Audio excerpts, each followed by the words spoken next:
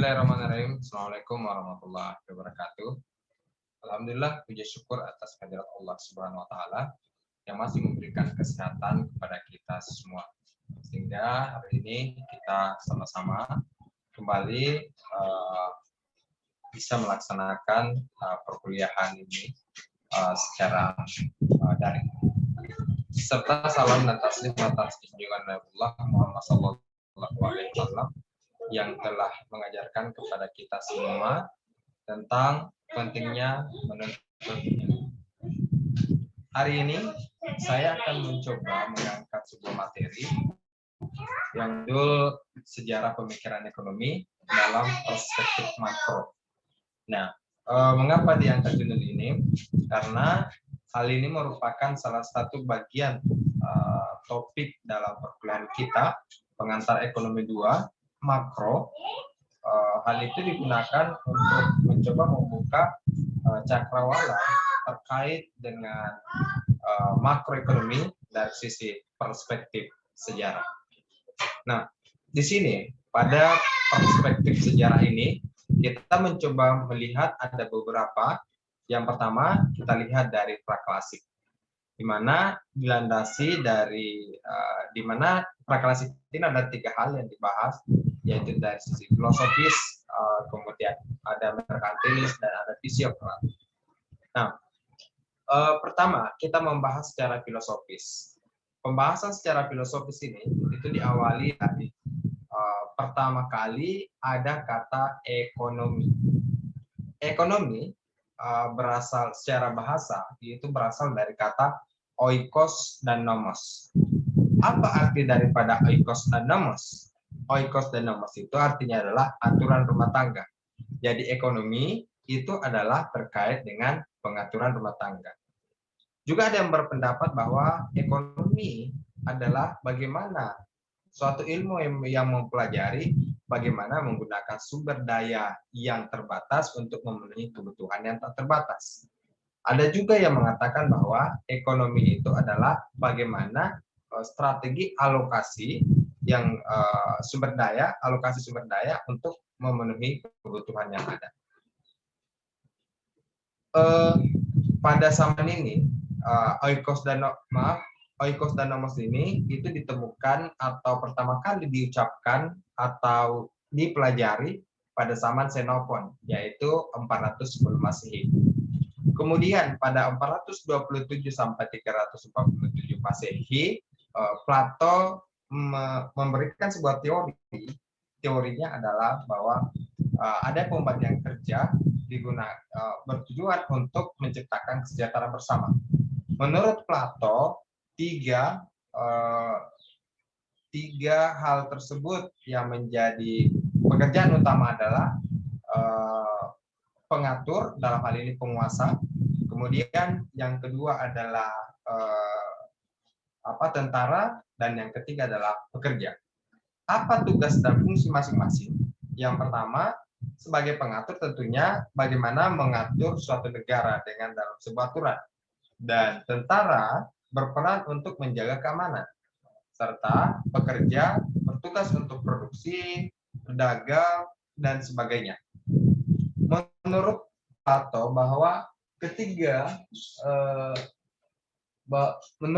bahwa seorang tentara tidak bisa berperan sekaligus sebagai pekerja, dan pekerja tidak bisa berperan sekaligus sebagai tentara.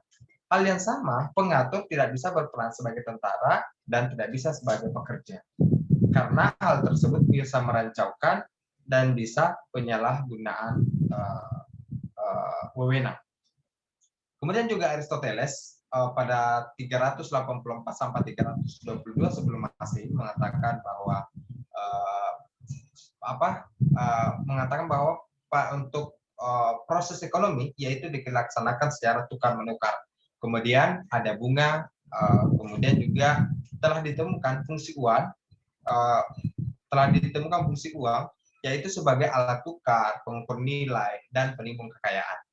Jadi hal ini mirip dengan apa yang dikemukakan di belakangan pada era klasik, di mana motif untuk memegang uang, yang dimana disebut bahwa motif untuk memegang uang itu adalah transaksi berjaga-jaga dan spekulasi. Kemudian setelah berangkat dari filosofis, kita masuk pada merkantilis. Merkantilis itu biasa juga disebut sebagai para pedagangnya, sebagai era perdagangan. Jadi pada era perdagangan itu ada beberapa yang dikemukakan oleh tokoh-tokoh merkantilis, antara lain adalah Jean-Baptiste Colbert dari Prancis yang mengatakan bahwa untuk menciptakan perekonomian yang baik, untuk menciptakan kesejahteraan sebuah negara, maka yang harus dilakukan adalah tidak ekspor pertanian dan bahan baku, kemudian juga tidak ekspor emas dan perak, kemudian bagaimana membantu usaha yang baru, imigrasi no, imigrasi yes, dalam artian bahwa sebaiknya penduduk yang ada di dalam negeri itu tidak meninggalkan negeri dan lebih baik mengimpor penduduk dari luar negeri. Hal tersebut berkaitan dengan tenaga kerja yang bisa bekerja. Selain itu, juga di sini kita lihat bahwa bagaimana merkantilisme mendorong untuk memperluas daerah koloni baru, atau dalam arti ini memperluas jajahan baru. Kemudian selain itu, dalam merkantilis juga diupayakan bagaimana caranya memperluas sumber bahan baku, atau dalam hal ini memperluas sumber rempah. Nah, dalam penjajahan bukan hanya sumber yang dicari, tetapi juga yang dicari adalah bagaimana ia mendapatkan pemasaran yang baru atau memperluas daerah pemasaran. Kemudian Jean Bodin pada tahun 1530 sampai 1596 mengatakan bahwa bertambahnya uang dari perdagangan tentunya akan mempengaruhi harga yang tentunya akan berdampak pada pola hidup mewah dari seorang raja. Nah, ketika raja sudah bermewah-mewahan, maka secara otomatis harga akan pada naik. Setelah merkantilis, kemudian berangkat pada fisiokrat. Di fisiokrat ada salah satu tokoh, yaitu Francis Cusney, yang mengatakan bahwa jika ingin sejahtera, maka seharusnya kita kembali ke alam. Yang mengatakan bahwa alam adalah sumber kemakmuran. Kemudian dalam hal ini disebut alam itu pertanian sumber kemakmuran. Maka jika ingin sejahtera, harus kuasai secara lebih luas, secara lebih banyak, yaitu pertanian. Juga pada masa ini telah dimulai dikenal, yaitu laissez-faire, laissez-passer, yang dalam artian bahwa inilah yang menjadi cikal bakal dari konsep pasar bebas. Di sini saya mencoba memperlihatkan, walaupun itu tidak terlalu terlihat dalam LCD ini, dalam gambar ini, bahwa tahun 2050 menurut PwC, PricewaterhouseCoopers, bahwa Tiongkok akan menjadi negara dengan PDB terbesar disusul India, Amerika, dan Indonesia pada tahun 2050. Sumber dari katadata.com. Selain itu, ada beberapa tokoh-tokoh klasik yang akan kita bahas pada hari ini, yaitu Adam Smith, Malthus, David Ricardo, Jean-Baptiste Say, dan John Stuart Mill. Adam Smith hidup tahun 1723 sampai 1790, menyampaikan ide-idenya. Ide-ide itu adalah antara lain ide yang dikemukakan oleh Adam Smith ini, yaitu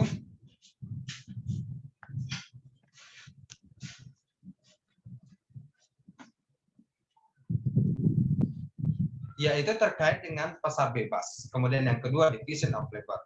Pasar bebas dan division of labor ini kita tahu bahwa sebelumnya itu telah dibahas oleh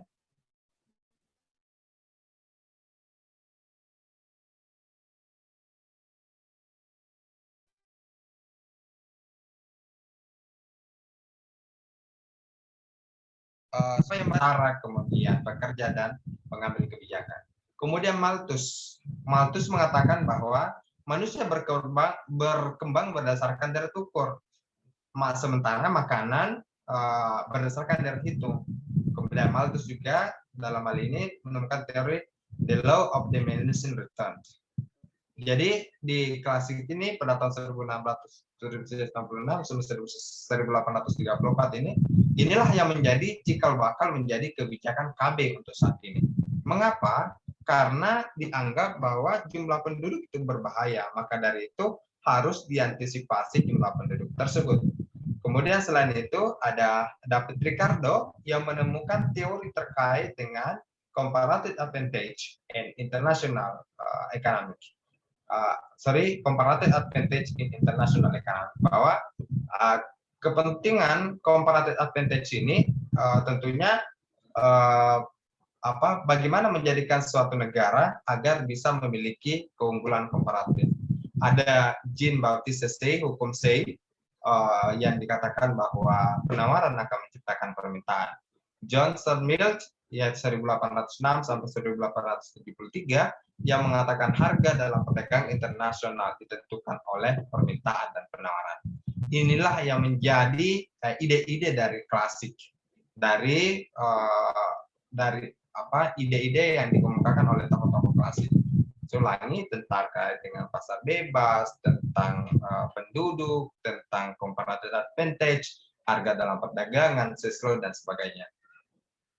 Nah, kita lanjut kepada neoklasik. Di dalam neoklasik ada Alfred Marshall yang mengatakan bahwa